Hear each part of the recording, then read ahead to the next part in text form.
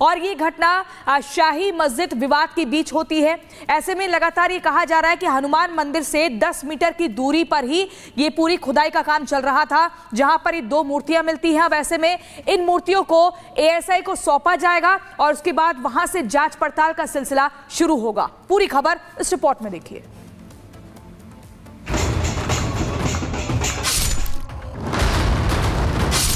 मंदिर मूर्ति कुआं, क्या है संभल का पूरा सच? कुएं की खुदाई, निकल रही सच्चाई।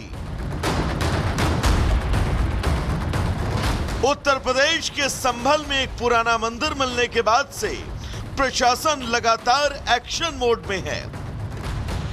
यहां जांच के दौरान नए खुलासे हो रहे हैं। मंदिर में भगवान शंकर का शिवलिंग, बजरंगबली की मूर्ति मिलने के बाद अब कुएं के भीतर से मां पार्वती की खंडित मूर्ति मिली है। ये वही कुआं है जो सालों पहले बर्बरता के राज उगल रहा है। 2 मूर्तियां अभी तक जो है वो यहाँ से निकाली गई थी। अब ये तीसरी मूर्ति कुएं की खुदाई के दौरान निकाली गई है और लगातार जो खुदाई कराने का जो काम है वो यहाँ पर किया जा रहा है और उसके बाद आगे जो तमाम चीजें होंगी वो साफ तौर पर देखी जाएंगी। प्राचीन मंदिर आप मेरे पीछे देख रहे हैं और उसी मंदिर के सामने जो कुआं है वहां से खुदाई की जा रही है और उस खुदाई के दौरान जो मूर्ति निकलने का सिलसिला है वो साफ तौर पर आपको यहाँ पर नजर आ जाएगा। जानकारी के मुताबिक मंदिर और कुएं की जांच के लिए एएसआई की टीम गुरुवार को संभल का दौरा कर सकती है। एएसआई की टीम पहले मिले शिव मंदिर और कुएं जिसकी खुदाई की जा रही है उसका सर्वे करेगी। इस सर्वे के माध्यम से एएसआई ये जानने की कोशिश करेगी कि मंदिर और कुआं कितना पुराना है। आपको बता दें कि एएसआई की टीम पहले आज ही संभल पहुंचने वाली थी। हालांकि 4 सदस्य टीम में से एक के रिश्तेदार की मृत्यु हो गई। इस कारण एएसआई टीम के अब गुरुवार को संभल जाने की संभावना है। एक तरफ जहां संभल में शाही मस्जिद को लेकर अलग अलग दावे किए जा रहे हैं, तो वहीं दूसरी तरफ घर के भीतर शिव मंदिर मिलने के बाद जिले में हड़कंप है। इस वक्त संभल किसी छावनी से कम नहीं नजर आ रहा। चप्पे चप्पे पर पुलिस बल की तैनाती, बाहरी जिलों से आने वाली गाड़ियों तक की जांच हो रही है। सालों पहले संभल पर जो सितम ढाया गया उसके सबूत मंदिर और कुएं से निकल रहे हैं और योगी सरकार परत दर परत हर सबूतों को सामने लाने की कवायद में जुटी है। तो क्या संभल का पूरा सच अब सामने आने वाला है? Bureau report, Republic Bharat. और इधर देश में मंदिरों के सर्वे की बात जैसे ही सामने आई, कई लोग ऐसे थे जो चिढ़ गए, लेकिन पूरे देश ने संभल में जो देखा वो सिर्फ संभल तक ही सीमित नहीं है, बल्कि देश के अलग अलग शहरों से हिंदुओं के खिलाफ साजिश की परतें उठती हुई नजर आ रही है। रिपोर्ट आपको दिखाते हैं।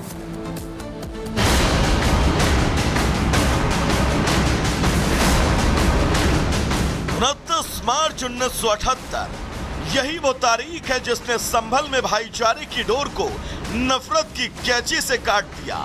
आज भी संभल के लोग 23 मार्च 1978 की तारीख को याद कर सिहर उठते हैं। मेरे होश पे दंगा हुआ है। मैंने सन 77 में यहाँ गंज में पेंट का काम है मेरा, और सन 78 में बलवा हो गया।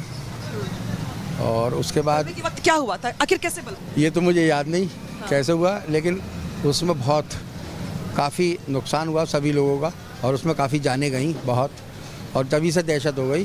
तभी से दहशत होने के बाद यहाँ 20-25 मकान थे, 20-25 मकान थे कम से कम खग्गूसराय में, जहाँ ये मंदिर, अब उसी के हिसाब से यहाँ एक एक करके 2-2 करके उस दहशत की वजह से यहाँ से जाते रहे लोग। एक समय ऐसा है बिल्कुल सुनसान हो गई, खाली मंदिर रह गया। संभल के दंगों के आज 45 साल गुजर गए, लेकिन संभल के दंगों की याद आज भी लोगों के जहन में जिंदा है। क्या हुआ था 1978 में आप लोगों को यहाँ से जाना पड़ा? लड़ाई हो गई। किस तरह की लड़ाई हुई थी? वो हम घर में बैठे खाना वाना बना रहे, जाड़ों की फरवरी का महीना था, कौन सा महीना था, फरवरी का। बच्चे स्कूल चले गए, 2 बच्चे पढ़ते थे अब मेरे, तो लड़ाई बहुत जोर की हो गई। सन की लड़ाई हुई। लड़ाई किस किस में हुई थी? बाजार में हो रही है। मकान कहाँ था आपका? मकान गया था ये सामने। मकान आप लोग बेच के गए थे या ऐसे छोड़ गए? हम कहीं छू गए। दंगों के चलते संभल में रहने वाला रस्तोगी परिवार मुरादाबाद आ गया, लेकिन आज भी रस्तोगी परिवार 1978 के दंगों को नहीं भूला। रिपब्लिक भारत से बातचीत में रस्तोगी परिवार ने दंगों की दास्तान सुनाई।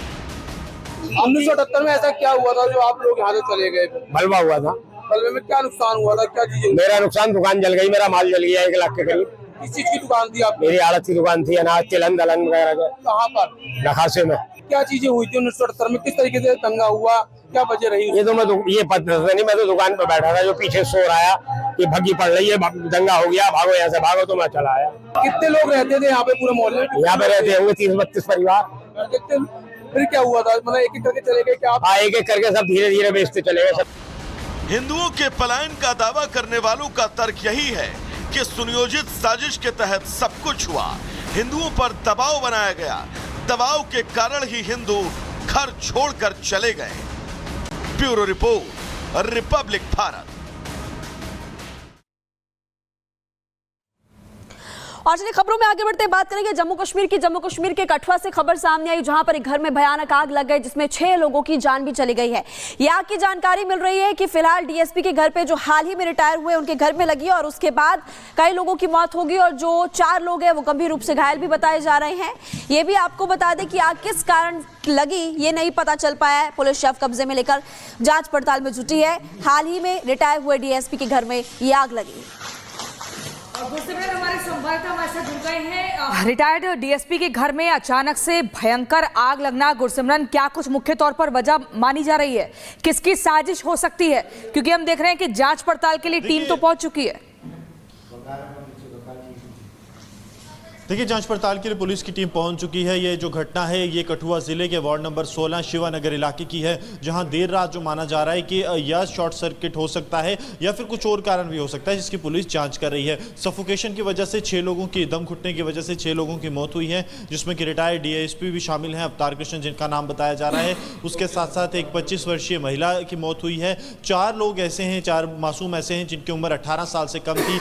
2 तो ऐसे हैं जिनकी उम्र 3 और 4 साल थी, जिनकी इस भयानक हादसे में मौत हुई है। 4 लोग जो हैं गंभीर रूप से घायल हुए हैं। माना जा रहा है कि ये जो आग की शुरुआत है उनके घर के एक प्रांगण में एक कमरा जो कि किराएदारों को दिया हुआ था वहां से शुरुआत हुई। हालांकि पड़ोसियों की तरफ से भी कोशिश की गई कि आग को बुझाया जाए, जिसमें कि एक पड़ोसी भी घायल हुआ है, लेकिन आग को नहीं बुझाया जा सका और 6 लोगों की मौत हुई। जिसके बाद कठुआ पुलिस की टीमें इस वक्त मौके पर मौजूद हैं, क्योंकि जिन व्यक्ति के घर पर यह आग लगी और जिनकी मृत्यु हुई वो रिटायर्ड डीवाईएसपी हैं, इसलिए पुलिस की तरफ से हर एंगल को लेकर जांच की जा रही है। हालांकि अभी तक पुलिस की तरफ से कहा जा रहा है कि शॉर्ट सर्किट या फिर किसी तरह से आग पकड़ने से ये जो है हादसा सामने आया है। किसी भी तरह के जो षड्यंत्र है उससे जो है पुलिस अभी तक इनकार कर रही है, लेकिन जांच जो है वो इस वक्त जारी है, क्योंकि 6 लोगों की जिंदगियां जो हैं वो इस आग